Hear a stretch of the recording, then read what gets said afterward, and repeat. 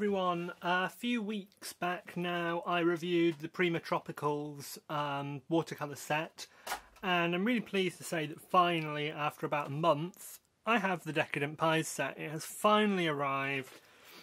It came from the USA. They were dispatched at the same time. This one was sent by courier, this one was sent by US mail. Enough said.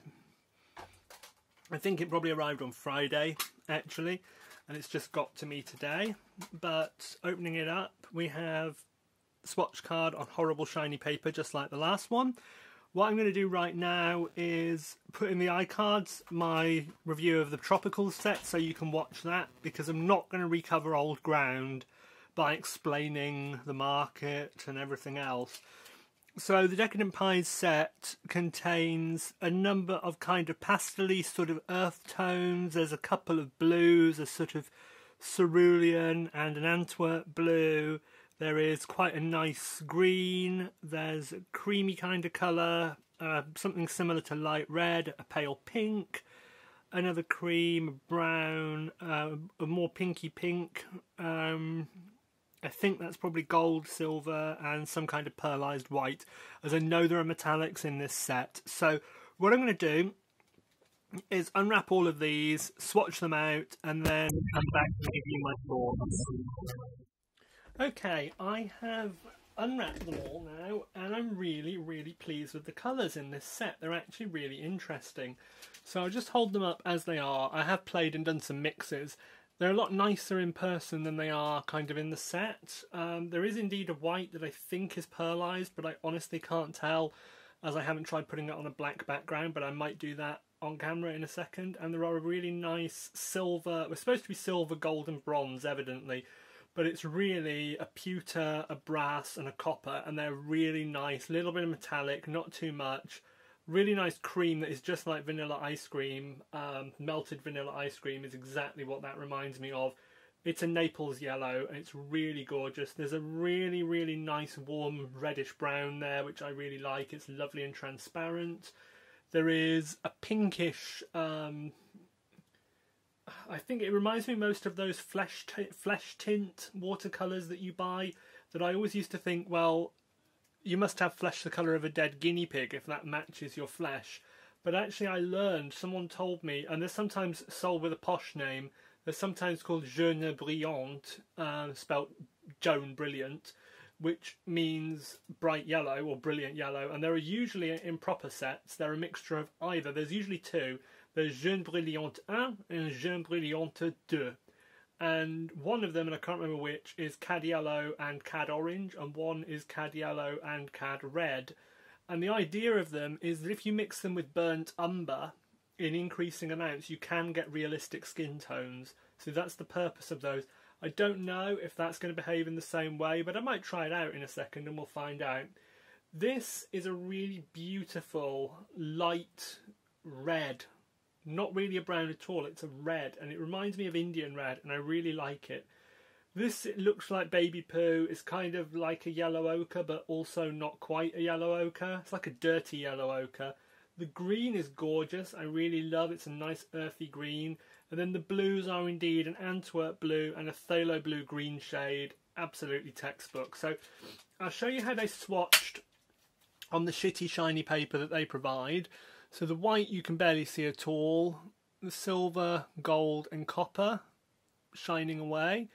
Then we've got the Naples Yellow, the transparent brown, the flesh tint, gorgeous, gorgeous red, baby poo, brilliant green, brilliant as in fantastic, not as in like brilliant green, an Antwerp blue and a phthalo blue green shade.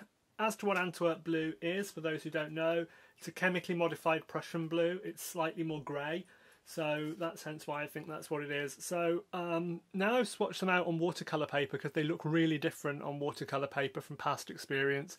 And Lindsay the Frugal Crafter, in her review of these, which I'll put in, I can't put it in the iCards, but I'll put a link to it below, she did say the same thing, that she felt, well, not in her review, but when she used them, she says the way they appear on paper is so much different and so much better than they appear on the shitty swatch paper.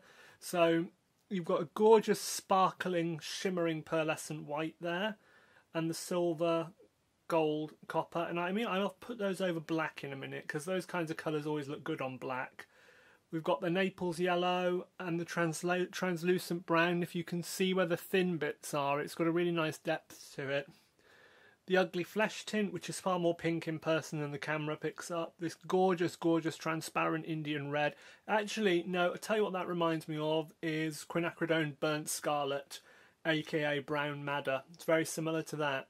The Dirty Yellow Ochre, fantastic green, Antwerp blue, and Thalocyanine blue green shade. Now those are my interpretations of the colour. As I said in the previous review, they don't give you the usefulness like names of colours. They have numbers, and I made a joke about I am not a number in the last video, which some people actually got. I tried mixing up a few neutrals, so I did a 30-35, which was the Antwerp blue with that translucent brown. Got a nice purple tinted neutral, and I did the same 30 with the phthalo blue and got a slightly darker neutral. And then I did a couple more mixes. I did a 32-35, so the sort of quinacridone burnt scarlet and Antwerp blue, which gave an almost perfect black. And then for fun, I thought it would be interesting to take the copper, which is like a reddish brown, and try that with the Antwerp blue. And I got indeed a wonderful, sparkly, if the light will catch it, let's see, sparkly, glittery, really nice gunmetal, which is quite nice. And I also tried seeing if I could get the red and the green to give me a neutral, and actually what I got was they kind of didn't want to mix very well, so they kind of separated on the page, and that was quite pretty. So what I'm going to try doing now is putting those metallics and the shimmering, sparkly,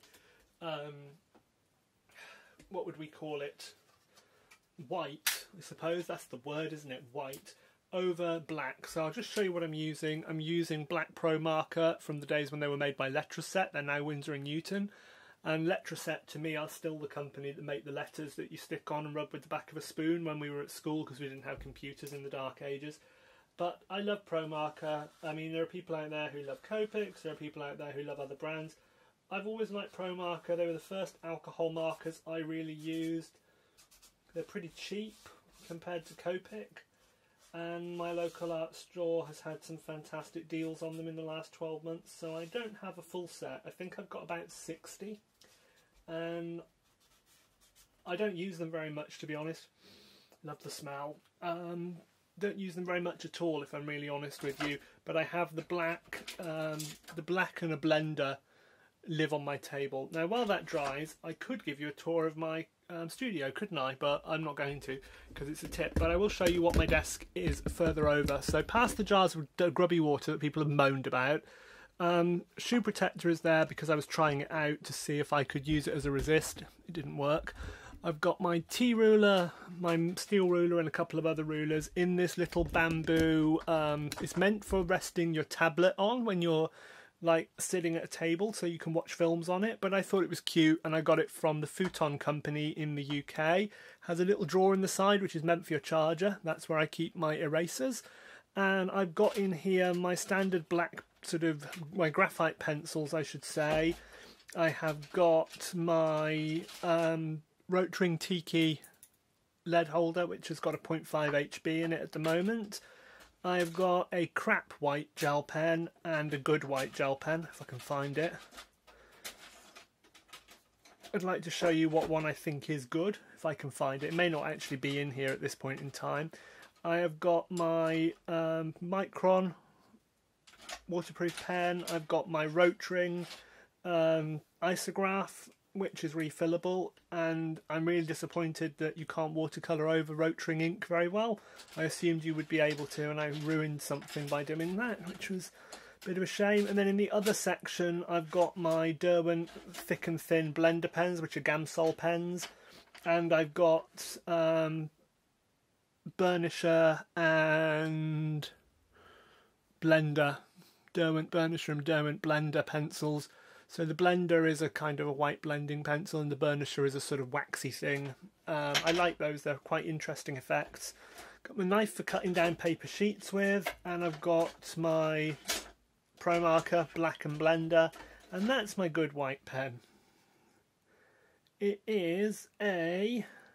Whoa, can we see it? Can we focus on it? We can. It's a 1mm ball white pen with pigment gel ink made by Pentel, and it is a hybrid 1mm medium. Doesn't really specify. No, doesn't really say what it is, but it's Pentel hybrid something. That's my favourite white gel pen, incidentally, and I use this to store.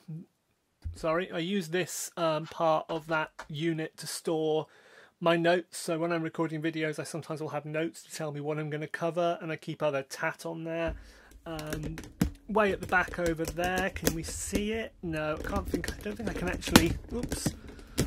Oh, that was a bit jumpy, wasn't it? Sorry, this tripod is really in need of oiling. At the back, you can't really see, are my acrylic brushes and my oil brushes and my stencil brushes and my foam brushes, and then my watercolour brushes live in my radioactive jug. There's lots of them there. I really like them. And then that's really it. There's nothing too special about my working area, I guess. It is what it is. It's a working area. It's not a kind of craft area for show, which is what I think some people have. I watch some people's videos and I honestly think they have a studio for show because it's so perfectly clean and tidy, and it's like they've never used it. But mine is a working environment and I intend to keep it that way. So I'm painting today with a Pentel Aquash fine point waterbrush, just for convenience. I will put these and all the other products today in the video description with UK and USA links to really good deals on them, because there are some great deals on these at the moment. You can get a 3-pack for like £7 in the UK, one of each size. So if you haven't tried them, please do try them. And note that, yes, I do get a little bit of money back if you buy via those links. And someone out there, I'd love to know who it is, just because it would be nice to know, is clearly doing every single Amazon shop they ever do via one of my affiliate links, because I get credited for all these obscure non-art related purchases that they're clearly doing just to kind of be a nice person and give me something back. It's probably important that you know that to bloggers and YouTubers and everything who use Amazon Associates or any of the other affiliate schemes, we don't get much back. It's not like we're on these amazing rates of commission. The majority of us get 1%, 3%, and then once we get that money and we pay our taxes, because we're not Starbucks, we actually do pay them, we're left with bugger all. So those tiny fractions of money are not really, and just like my YouTube profits, for me, are not about earning a living. For many YouTubers, it actually is a living. It's their sole source of income. For me, I do this because I enjoy doing it, and I've got a lot that I can give back to a community that's really helped me over the years, with my art and with my spinning particularly. I should explain, because someone asked me the other day, the name The Spin Doctor comes from a previous blog I used to have, where I used to post spinning, as in making yarn from unfinished wool and other fibres videos, because that's I crochet, and I've crocheted for years, which the doctors told me to get a hobby that used my fingers, because I don't have nerve sensation in either hand due to some damage about 6 or 7 years ago. I was told to get a hobby that used my fingers more, and I used to play the cello many years ago, so I started playing that again. That got too difficult. Tried playing the viola, that wasn't any easier. So I took up crochet because I can't knit, so I took up crochet, and over the years I got frustrated with what was available, so I started making my own yarn, and hence I spin. I have a wheel and I spin. And what I was doing was posting videos of spinning techniques, and then I decided actually the reason I was spinning was because it's good ankle exercise and it's good for me, but it's kind of, I do it in front of the TV. It's not kind of a relaxational activity. It's a way of saving money by making my own yarn. Whereas painting for me is something I do in my studio, away from the TV, in peace and quiet, and is a relaxational activity. So I decided I would post some videos about this really to start with when I started doing YouTube about 6 months back on this channel anyway. I've been doing it for years on other channels, and I need to get some spinning videos done. Actually, I have got some footage that I want to show, some reviews of the wheel and the extensions that I have, and then some basics, because if you do fibercraft and you knit or crochet, spinning is a really great extension to it, but be wary, a wheel could be 500 quid, so $750, $1,000, really not cheap.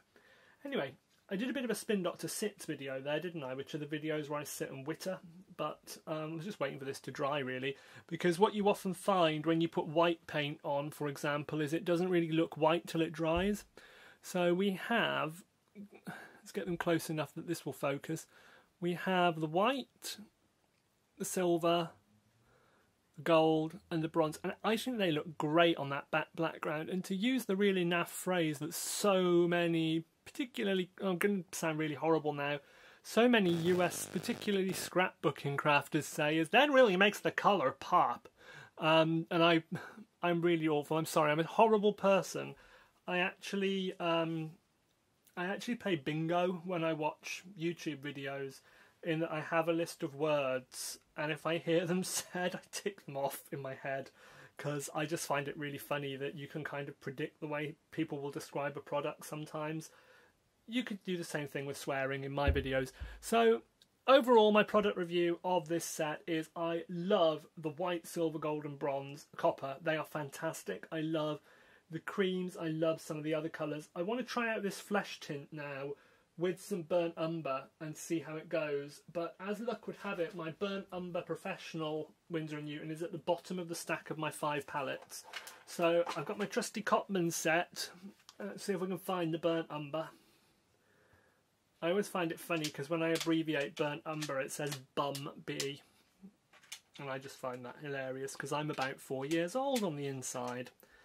I'm a bit hyperactive today, as you may have noticed. Somebody had sugar in their coffee this morning.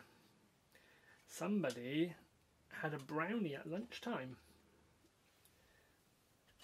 Somebody's life is far too exciting. Honestly, I don't even know why I'm telling you this. You clearly don't give a shit, but there we go.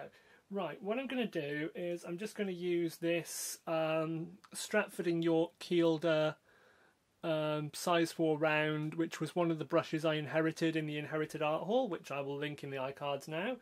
And I'm using, from this Cotman set, the burnt umber. I think I'll try and link to my review of this set as well, just in case anyone wants to buy it, because you can use my affiliate link. Or I'll put it in this one, actually. I'm reliably informed by Ian, who posts regularly on my videos and those of Lindsay the Frugal Crafter, that Stratford & York went out of business years ago, so these brushes are a rare commodity from the Dark Ages, as many of my items are. I myself probably am bankrupt stock. So burnt umber is this one.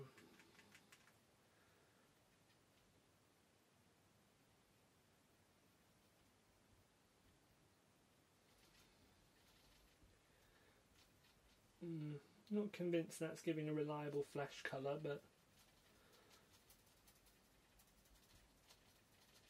I suppose that could be a brown skin tone, but I was trying to see if I could get a range of colours from white through to brown and then go darker still. The unfortunate thing with using these flesh tones and flesh tints and jaune brillant is you can't get a black skin tone very reliably, which is a shame, but I've seen a lot of videos of people trying to mix non-white, I hate that phrase, sorry, I shouldn't say non-white because that makes it sound like white is normal and everything not white is not normal, so I apologise, I should not have said that, but there are people who've got wonderful videos trying to kind of create skin tones other than white or tanned white, because obviously we should be showing diversity in what we paint. It's great, especially for kids, to see that, you know, there are other people like them in the world.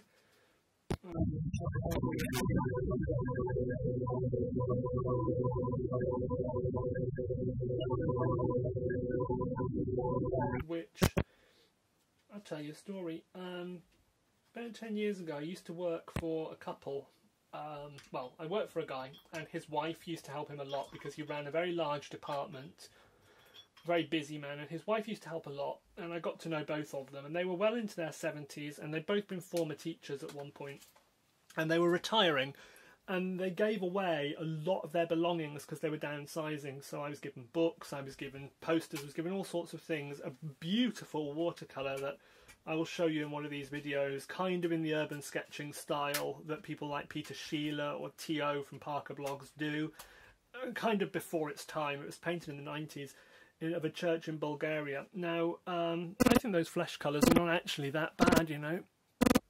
So they gave me a really nice poster for an art exhibition. They're not glittery, by the way, they're wet, and I just did a range of mixes.